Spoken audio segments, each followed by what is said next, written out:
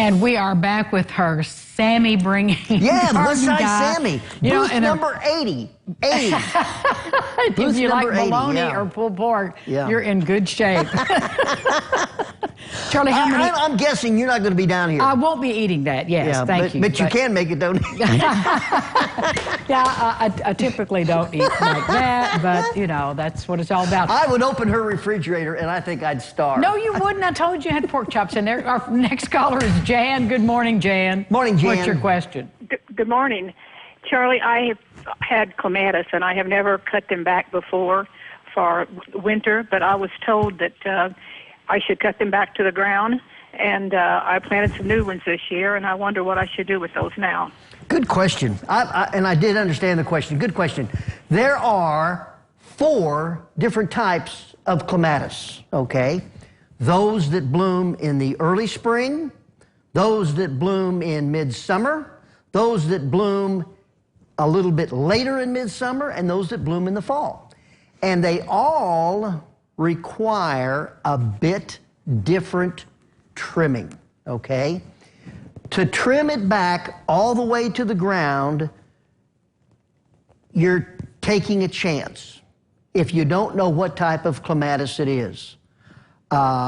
If you feel like it's just overrun and you've just got too much going on with the plant itself and you want to bring it back, trim it back. If you don't know what kind it is, I would really recommend that you just kind of leave it alone and do some studying in terms of the type. What I would say, and if you are having success with clematis, you probably don't need to hear this, but clematis like cool roots. So if you can mulch that clematis, or if you can plant something in front of the clematis that breaks the direct sun, is number 1. And number 2, it's one of the few plants that like basic or sweet soil. So a little bit of lime, some crushed up eggshells, some curdled milk, any of those things really help the environment for the clematis to grow.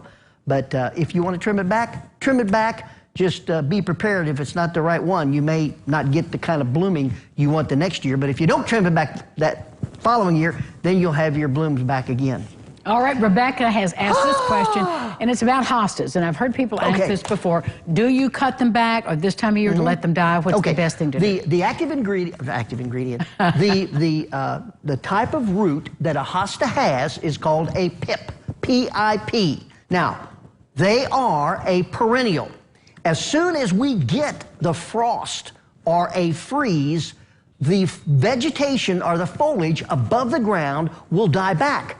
But that pip is still in a vegetative state that is that will continue to grow even into the middle of December, but it's alive. So you don't need to do a thing to your hostas except after you have that deep freeze, just to clean up the dead-looking leaves, which a lot of times that'll just dissolve. You don't even see it. So to answer your question, no, you don't need to trim back your hostas.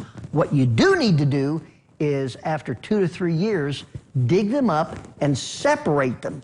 Because if you don't, they'll start crowding themselves out, give themselves more chance to have disease and insects, et cetera, et cetera. So every 2 to 3 years, you want to separate them out and plant them in other areas or give them to friends. Share them with friends. Yeah. Go down to the fall festival. You'll Booth see 80. Charlie down. Booth 80. Booth 80. Thanks, Charlie. We'll be back with more local lifestyles and a final check of the weather on West Franklin with Rob.